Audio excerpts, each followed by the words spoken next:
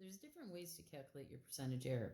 So the first way we looked at was just by physically using a measuring instrument like a ruler or a scale. Now, this is another way of doing it. So if you have the case scenario where we're doing a lab, and it says sometimes in an investigation, which is just a lab, a calculation of a known value is being determined. The percentage error is calculated as follows. So the example we're going to do is actually of gravity. Like I've told you that gravity is 9.8, and that's the generally accepted value. And if we did a lab in the class and you actually calculated it to be 9.5, it's like that's pretty good.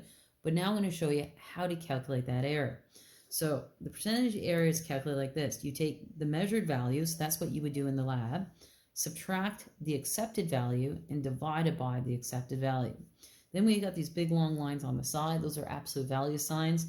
That means if your value is negative, just take the positive of it. Because all I want to do is subtract the two numbers, and it doesn't really matter to me if it's positive or negative. So we just want the positive case, times it by 100%.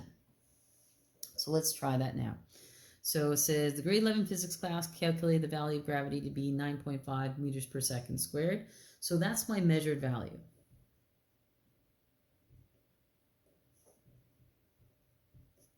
Which is 9.5 meters per second squared. And I'm saying the grade 11 class because that's typically a lab that, the grade 11 class will actually do. We know the accepted value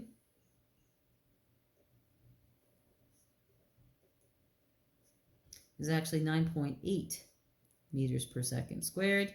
And I want to calculate the percentage error. So first thing you do is you just write down your given information. Now we're going to write down our formula. Our formula is just simply the percent error is equal to the measured value, subtract the accepted, divided by the accepted value. We're going to take whatever that is, we want the positive case of that, and we're going to times it by 100%. So let's put our numbers in. So my measured value is 95, or 9.5. Subtract 9.8, divided by 9.8.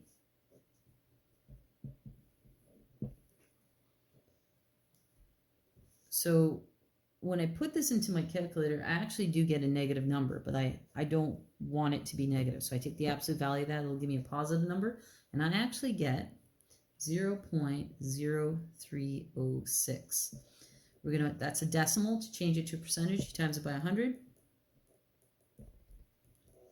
So we end up with about 3.1%.